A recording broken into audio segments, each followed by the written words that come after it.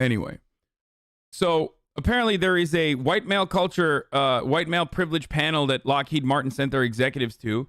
Obviously, this is hilarious because, like, the dude who's writing this at the Manhattan Institute is obviously a fucking supporter of Lockheed Martin.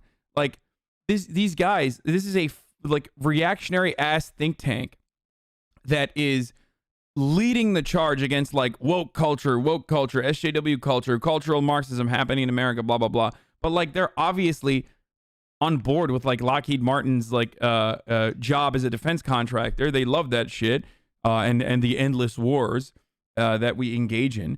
So it's rather ironic that their like only criticism of Lockheed Martin is that it's like too woke for their fucking dumbass executives or some shit. So this program is led by the consulting firm White Men as Full Diversity Partners, which specializes in helping white males awaken together. It's written. This is again written in like with like very it's embellished. Okay, so I'm just letting you know, like this shit is absolutely like written by this tweet is written by a dude that works for the Manhattan Institute. So I just gotta repeat myself that like this is reactionary right-wing propaganda that we're reading currently. I'm still gonna make fun of this initiative though because it's like really stupid. The participants included a former 3-star general and this vice president of production for the $1.7 trillion F-35 jet program. I love this. The White Men's Caucus. Like, I think that this is hilarious. Okay. This motherfucker put a boat behind him. Oh my God. And he's got fucking jets. To begin, the diversity trainers led a free association exercise asking the Lockheed employees to list connotations for the term white men. The trainers wrote down old racist privilege, anti-women, angry, Aryan Nation, KKK, founding fathers, guns, guilty, can't jump. Oh, true. Zero falsehoods stated here. Okay. Old privilege, reactionary, racist, golf, conservative, majority, Republicans send their ways, disconnected, angry, leadership, work ethic, good old boys network, provider, don't listen, executive, Aryan Nation, self-reliant, guns, NASCAR, religious, can't jump, chauvinist, anti-women, Congress, CEOs, Senate, KKK, breadwinners, hardworking founding fathers, power centers, fathers, educated, rich, not perceived of, positively hardworking. Damn, motherfucker said hardworking like 8 times, dude. Guilty, shame, blamed. The trainers then asked, what's in it for white men? Listing responses. I won't get replaced by someone who's a better full diversity partner. I will improve the brand, image, reputation of white men, and I will have less nagging sense of guilt that I am the problem.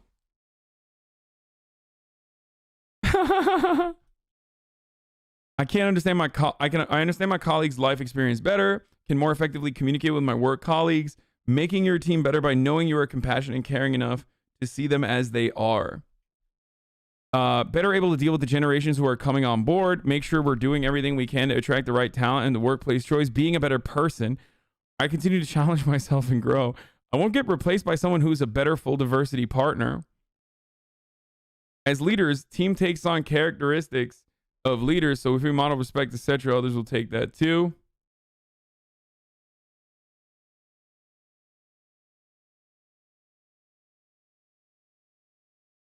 We'll look at the anti-critical race theory fucking take. I forgot to watch this the other day in a second. Where is this? Oh, here it is. What's in it for white men? I solidify listening skills and improve my significant relationship and family connection, better spouse, improve the brand, image, reputation of white men or how we are viewed. Yeah, good luck with that. Evolving the white men culture so future generations are not stereotyped or locked in to the one type of white man, both and. I have less nagging sense of guilt that I am the problem. Bro, are white men all right, dude?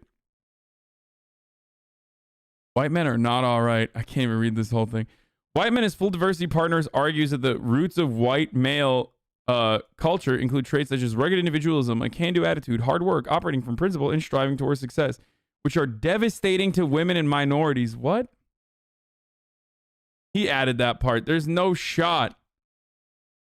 That's like, this stuff is so stupid. It's like, half the time, this shit, like, unironically turns into, like a white supremacist take. It's like liberal race realism for some fucking weird reason. Studying the relationship between white male culture and the history of the British Isles can help American white men see which traits that ensure their ancestors' survival live on in them today. Survival mentality, a focus on the future, a tendency to rugged individualism, a can-do attitude, operating from principles in conscience, conscious. The conscience. That was very weirdly done. Okay, sorry. Focus on hard work, action, and task completion, striving towards success and materialism, measured moderation, and silent strength. Focus on status and rank over connection. Success in white male terms is often linked to evaluating one's place in hierarchy. Power and success is derived from a person's organizational status and positional rank. The higher the individual's position, the more status the person has. Corporate culture in the U.S. is heavily influenced and affected by status and rank. Thus, the natural consequence is to have those who don't fit the in-group norm, people of color, gays, lesbians, women, and non-Christians, placed in a lesser position. Despite all good interactions, it's impossible to deny that this unchecked dynamic is still embedded within individual interactions in the workplace. Often, a subtle effect is devastating to those on the receiving end. Where does it say that these are the devastating attitudes to women and minorities? I'm sorry, dude. Like, this is what I mean. This guy's such a fucking idiot. Like, you're such a piece of shit, dude. Okay? This stuff is very strange to, like, you know, identify or associate exclusively with, like, white men for some reason, right?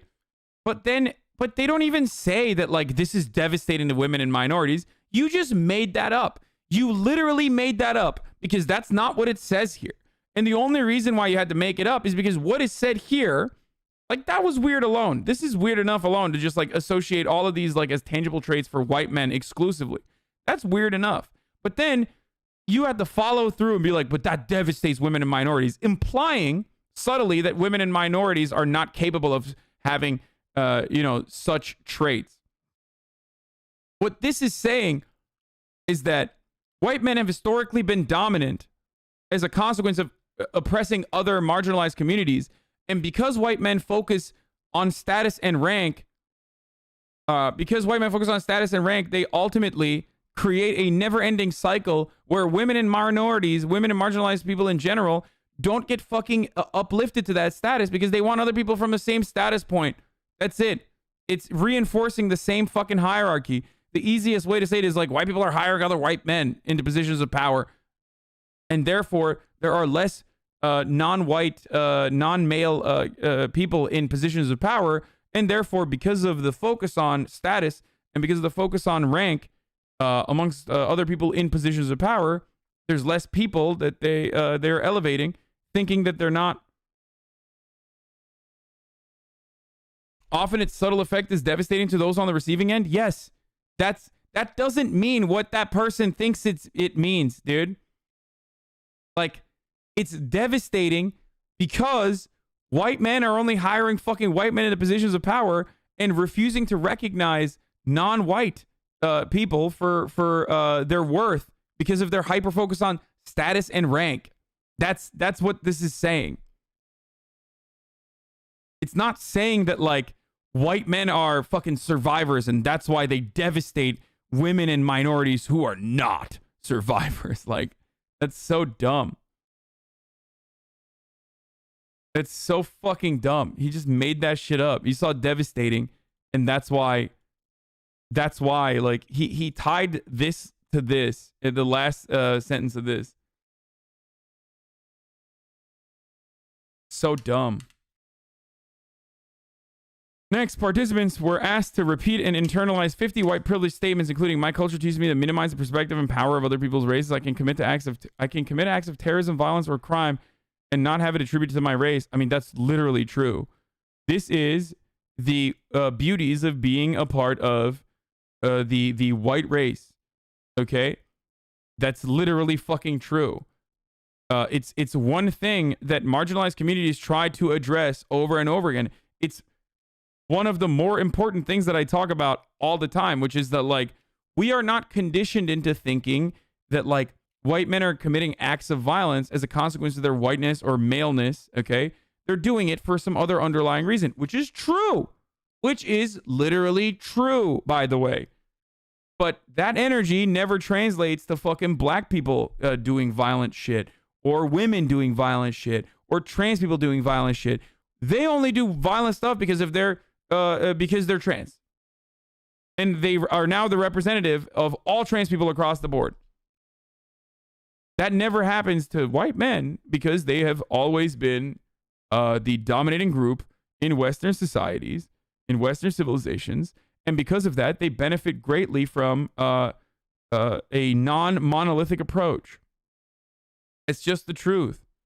So I don't know what the fuck people are losing their shit over. Like, how the fuck do you get mad at this?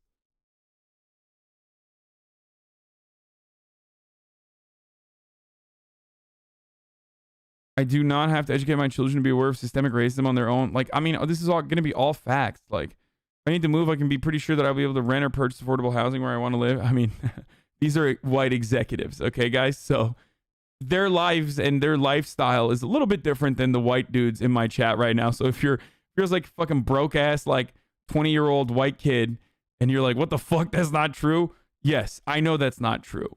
Okay? This is their lived experience is a little bit different than yours, okay? Who's getting mad at it? Some fucking dumbass like reactionary right-wingers.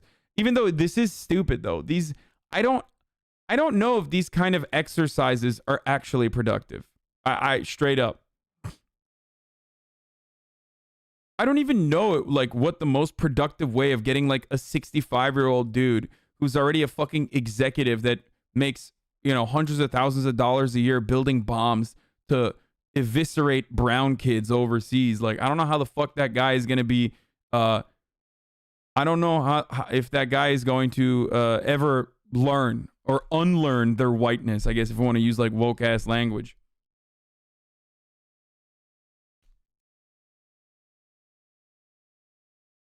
It's all fucking performative. At least it makes them think about it more than they have in the last 2 decades. I fucking doubt it, dude. I doubt it. You all are biased because you've done the work already. And you're already here. So you already have done the work to a certain degree where you already recognize, like, you recognize the victims of white supremacist heteronormative patriarchy, you know? So that's why this is just like reinforcing things that you already know. So you're like, yeah, this makes sense. But for a dude who's just like never thought about it, and also on top of that have thought like white people are literally being victimized in society right now because marginalized groups are getting access to a megaphone at the very least, maybe not like fully equal rights, but or equal representation, but at least access to be able to, you know, yell about it. You're going to feel like you're a victim.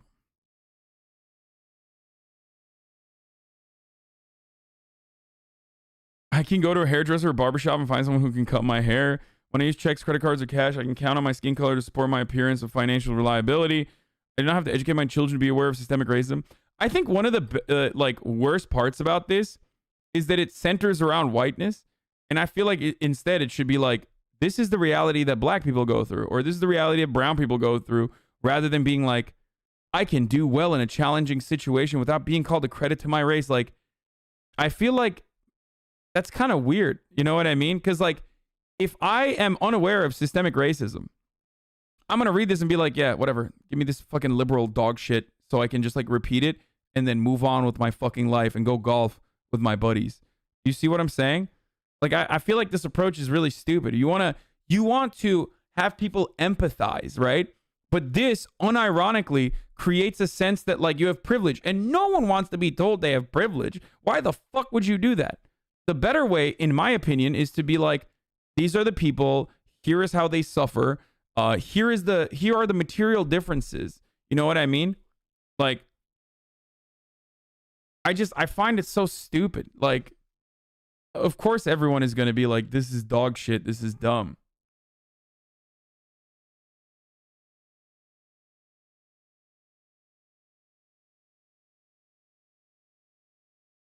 Like, no one wants to be told they have privilege.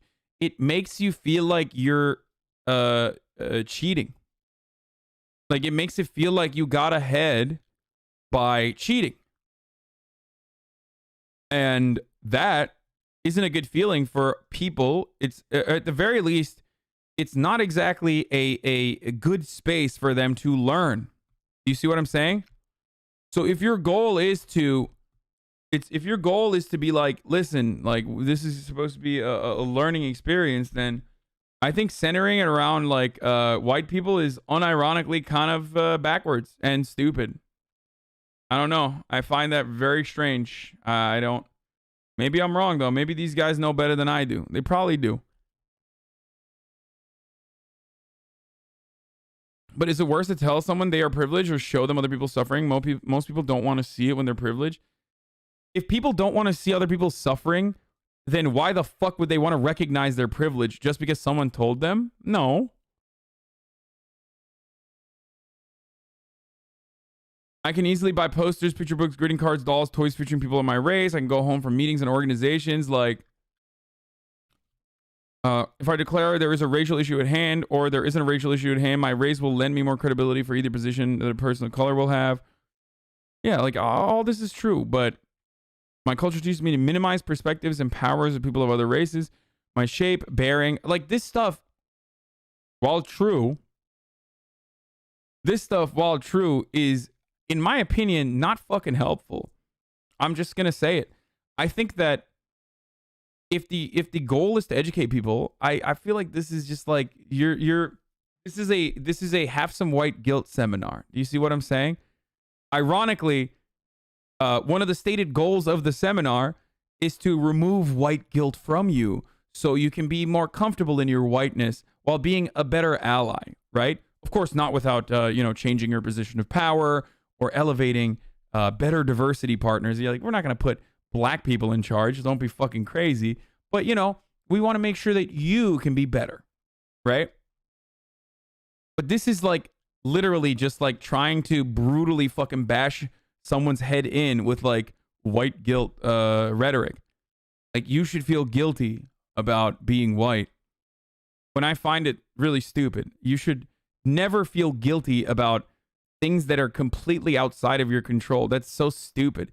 It's what you do with your privilege that fucking matters.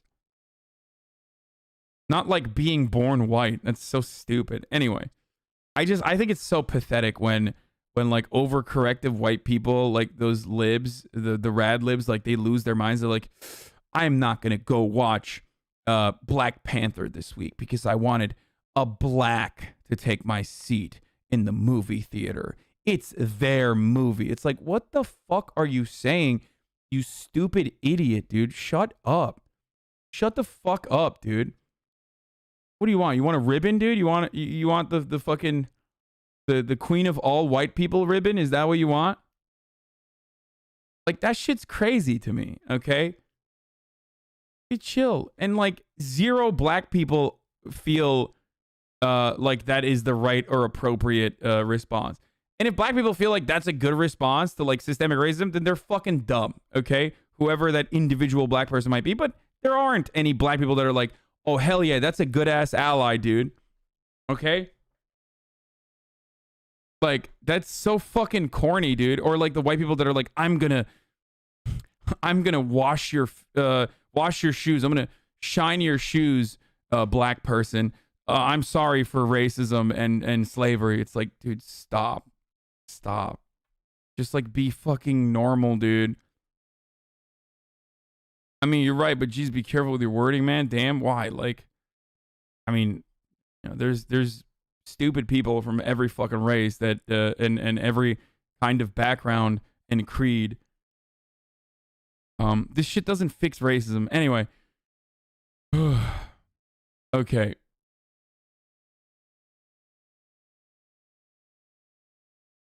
Okay, what is 47? I can use the word whom without appearing pretentious? What the fuck? Who wrote that? That's so dumb. When I move to a new position, I don't have to worry about my expertise over again. I can take the past success with me. My competence is assumed until I prove otherwise. Okay, what else? Participants then repeated and internalized the 59 male privilege statements, including my earning potential is 15 to 33% higher than a woman's. My reproductive organs are not seen as the property of other men, the government, and or even strangers because of my gender. Bleh. Oh, God. Next, participants repeated internalized heterosexual privilege statements. I am not asked to think about why I'm straight. I can have relationships with work or children without being accused of recruiting or molesting them. I do not have to defend my heterosexuality. My masculinity and femininity is not challenged because of my sexual orientation. I can raise children without the threats of state intervention.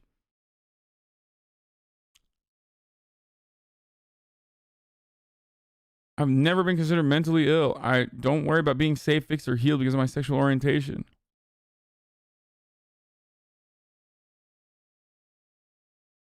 Another example of the theater kid, the Rad Lib pipeline. Like, I just, like, this shit is so... Finally, the white males read a series of I'm tired statements from fictitious racial minorities and women, including the I'm tired of being black. I'm tired of black boys and girls being murdered. I'm tired of the concept that should be colorblind.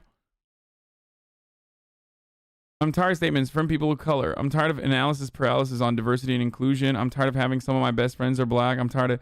So these are like the most common retorts from fucking white people that black people are subjected to, or people of color are subjected to. Yeah. Peki hadi. İyi eğlenceler. İyi gördüm. I'm tired of being asked if I speak Mexican. That's so dumb.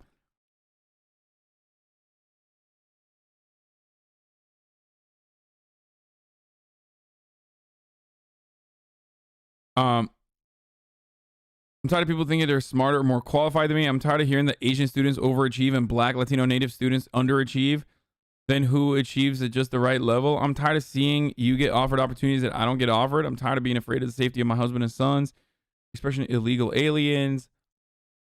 I think this stuff can plant a seed, but ultimately it doesn't change minds, so it can't do anything to fix racism. First of all, this is at the individual level. If you want to solve structural inequality, give money. Like, give money, opportunities, and allow black communities to fucking uplift themselves rather than cutting off funding over and over again, non-fucking stop, and then over-policing these communities and you know, segregating them over and over again.